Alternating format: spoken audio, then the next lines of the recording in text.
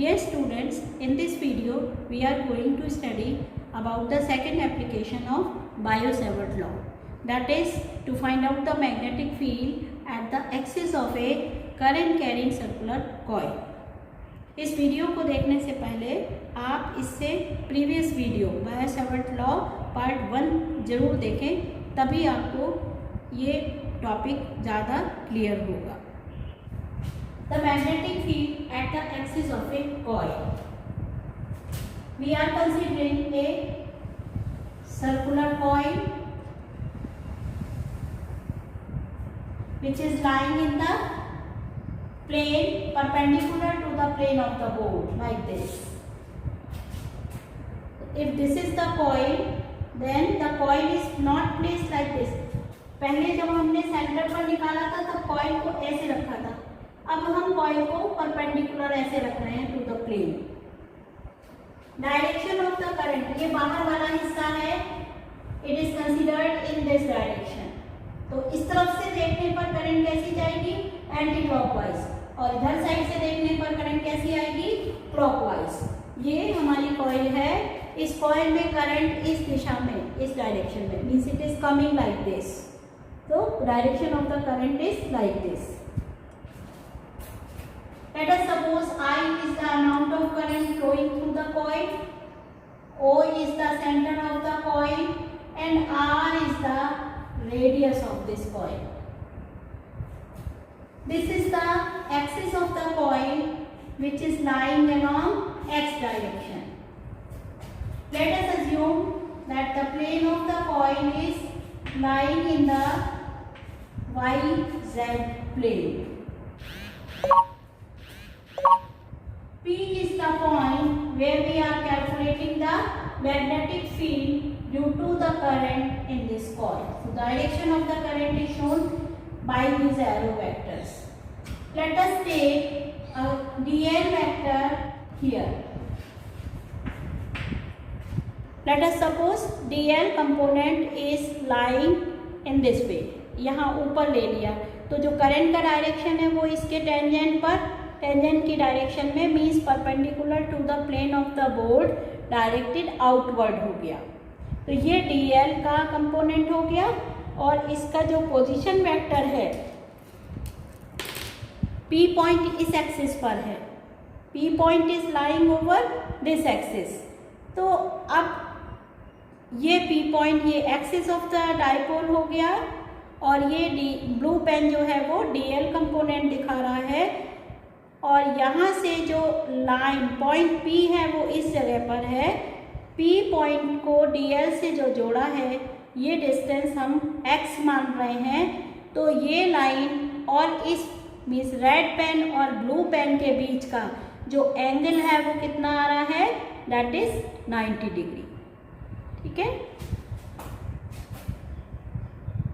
ये red pen है और ये ब्लू पेन है. रेड और ब्लू पेन के बीच का एंगल कितना बन रहा है? 90 degree. The line joining dl vector to point P, suppose this is equal to x and this is the angle theta. This is angle between the current vector and the position vector. Let us suppose the distance of point P from the center of the coil is equal to small r. Applying the Biot-Savart law, magnetic field due to elementary length is given by mu0 upon 4 pi I dl sin theta upon r square. Now theta, what is the value of theta in this case? dl and this angle. I have shown you that this angle is equal to 90 degree. So directly I am writing here as 90 degree. dp is equal to mu0 upon 4 pi I dl sin theta. Sin theta is replaced by sin 90 degree. And r जब ये formula पढ़ा था तो r क्या था? Position vector और dl के बीच का डिस्टेंस. यहाँ इस केस में हमने ये डिस्टेंस कितना लिया है? x लिया है. तो I will replace this r with x therefore equation becomes mu naught upon 4 pi I dl upon x square. This is the value of dB. ये मैग्नीट्यूड है इस मैग्नेटिक फील्ड का जो कि डीएल कंपोनेंट की वजह से पी पॉइंट पर डेवलप हुआ है। हमें इसका डायरेक्शन भी लेना है। To find out the direction of this dB we will use the rule for cross product. अब क्रॉस प्रोडक्ट के रूल के अकॉर्डिंग ये जो करंट वेक्टर है ये परपेंडिकुलर आउटवर्ड आ रहा है। करंट वेक्टर कैसे आ रहा है? इस कॉइल के अगेंस्ट ये करंट वेक्टर ऐसे आ रहा है और पोजीशन वेक्टर जो है वो इस तरीके से झुका हुआ है। कितने एंगल पर झुका हुआ है?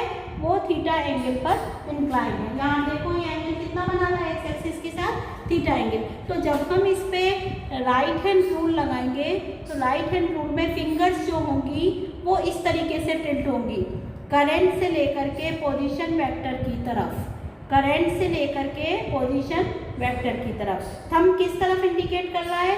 थंब एक इस डायरेक्शन में इंडिकेशन कर रहा है जो कि एक्स एक्सिस के साथ और वाई एक्सिस के साथ एक एंगल बना रहा है। साथ ही ये थंब जो है बोर्ड के प्लेन में अलाइन कर रहा है। तो we can show the direction. ये डायरेक्शन जो है थंब की वो इस तरफ आ रही है। This is showing dB vector and clearly this dB will make an angle theta with the direction of vertical. Vertical से ये उतना ही एंगल बनाएगा जितना ये पोजीशन वेक्टर बना रहा है एक्स एक्सिस के साथ। तो अगर ये एंगल थीटा है तो अब हम dB कंपोनेंट को एक्स और वाई डायरेक्शन के अलोंग रिजॉल्व कर सकते हैं। रिजॉल्व करने पर जो dB साइन थीटा कंपोनेंट है वो तो आएगा along x direction and along y direction we will get dB cos theta. This is all about the magnetic field developed due to this current element dl. Now dl, the choice of dl is arbitrary. मैंने इसको यहाँ पर choose किया था, हम इसको यहाँ भी ले सकते हैं इस जगह पर। तो अगर dl वेक्टर को यहाँ पर चूज करेंगे तो जो इसका मैग्नेटिक फील्ड होगा, अब इस केस में देखो ये एकदम सिमेट्रिक फिगर है तो dB का डायरेक्शन किधर आएगा? इस तरफ आएगा और ये मैग्नीट्यूड में जो dB ये है वही मैग्नीट्यूड ये होगा क्योंकि ये जो लाइन है ये लाइन भी किसके बराबर हो जाएगी? ये x के बराबर हो जाएगी। ये लाइन भी किसके बराबर है? x के बराबर। तो 4 pi dB is equal to mu naught upon 4 pi. Current is same, x is same and dl is also same. So the magnitude of this dB is also equal to same. तो दोनों बराबर हो गए लेकिन direction अलग अलग है। ये dB वेक्टर इधर है, ये dB वेक्टर इधर है। इसमें ये एंगल भी कितना है? ये थीटा है और ये एंगल भी कितना बन जाएगा? थीटा। तो इस कंपोनेंट को भी, इस वेक्टर को भी हम क्या करते हैं? रिजॉल्व कर लेते हैं। तो इसका एक कंपोनेंट इधर आएगा वो होगा dB cos थीटा। ये नेगेटिव y डायरेक्शन में है और जो दूसरा कंपोनेंट आएगा वो इसी तरफ आएगा और वो भी कितना होगा? dB sin theta. जब हम इस कॉइल के सारे dl कंपोनेंट को कंसीडर करें तो dl components lying all over the circumference of this coil. इस कॉइल के पूरे सर्कमफ्रेंस पर dl कंपोनेंट लाई करेंगे। हर एक का जो मैग्नेटिक फील्ड है उसका एक कंपोनेंट dB sin थीटा तो x डायरेक्शन में आता रहेगा और dB cos theta opposite direction में टू इक्वल और अपोजिट वेक्टर्स के जो dB cos थीटा कंपोनेंट है वो इक्वल एंड अपोजिट होंगे और वो पेयर्स में कैंसिल होते जाएंगे जैसे हमें यहाँ फिगर में दिखाई दे रहा है। ये dB cos theta positive y direction में है, ये dB cos theta negative y direction में है।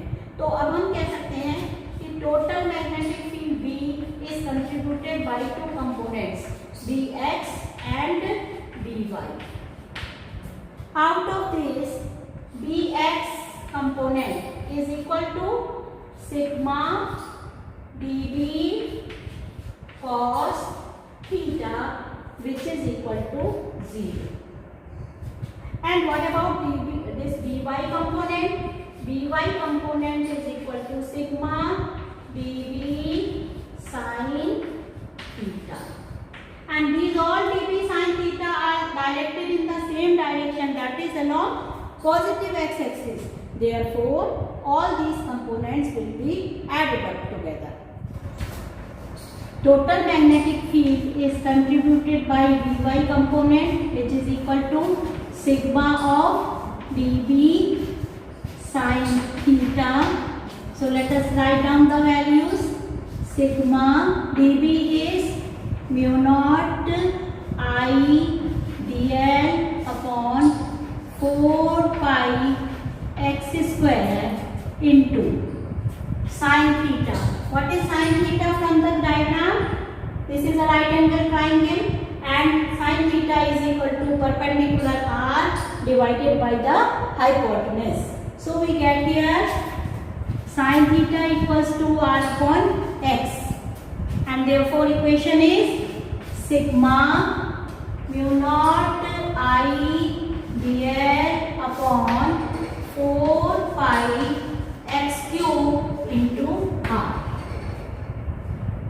From this figure, x can also be represented in terms of capital R and small r. x को हम रिप्लेस इसलिए कर रहे हैं क्योंकि x क्या है, वेरिएबल है, जबकि कैपिटल R और स्मॉल r क्या है, कांस्टेंट टर्म्स हैं. So B is equal to mu naught I dl upon 4 pi into x square. x square को क्या लिख सकते हैं, r square plus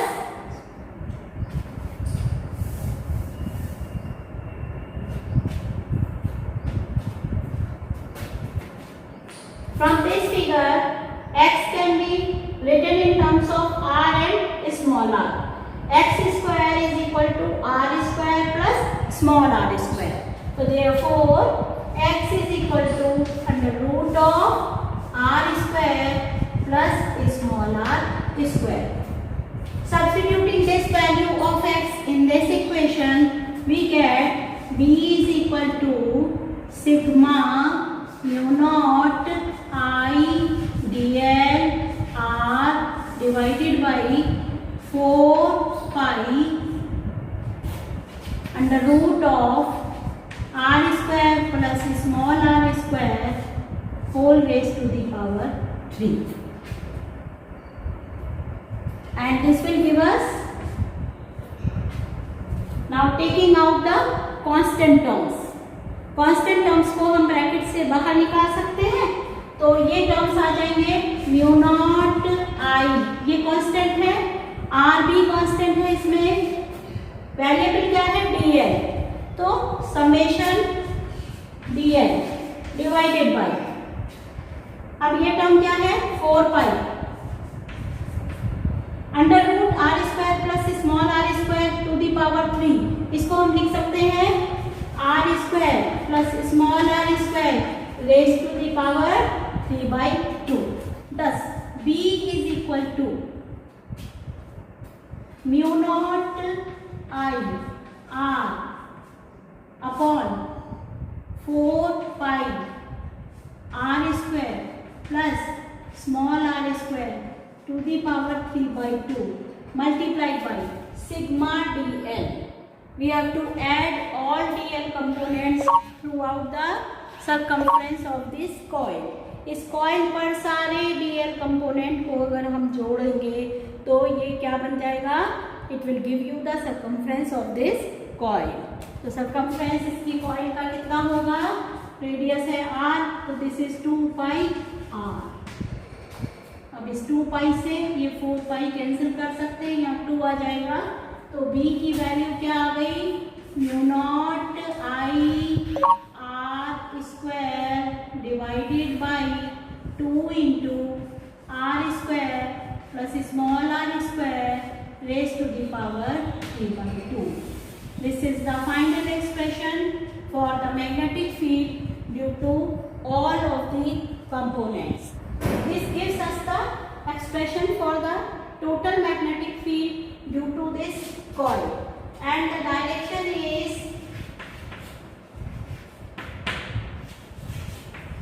along positive x axis.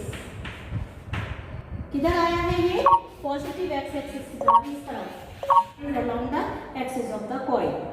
अगर हम करंट को रिवर्स कर दें, सपोज करंट, अभी हमने करंट कैसी मानी थी? अभी हमने करंट ऐसी मानी थी, सपोज करंट इस तरह से ऐसे जाए तो ये जो मैग्नेटिक फील्ड है वो अलोंग नेगेटिव एक्स एक्सिस आ जाएगा, अपनी डायरेक्शन को रिवर्स कर लेगा। इसी एक्सप्रेशन से हम निकाल सकते हैं magnetic field at the centre of the coil. तो सेंटर के लिए if P lies at centre, P point कहाँ आ जाए? O की जगह आ जाए। तो क्या कंडीशन हो जाएगी? ये जो पॉइंट P है जब यहाँ O पर आएगी तो R will become 0 and therefore B will be obtained as mu naught I R square divided by 2 into ये यहाँ पर R square raise to the power, ये R 0 हो जाएगा, raise to the power 3/2 which is equal to mu naught I upon 2R। ये expression हमने इससे previous case में देखा था, that the magnetic field at the center is given by mu naught I upon 2R. For n turns, n turns is equal to n times the magnetic field due to single turn, that is equal to mu naught I R square divided by 2 into capital R square plus small r square raised to the power 3/2. So in this way we can calculate the magnetic field at the axial line of a current carrying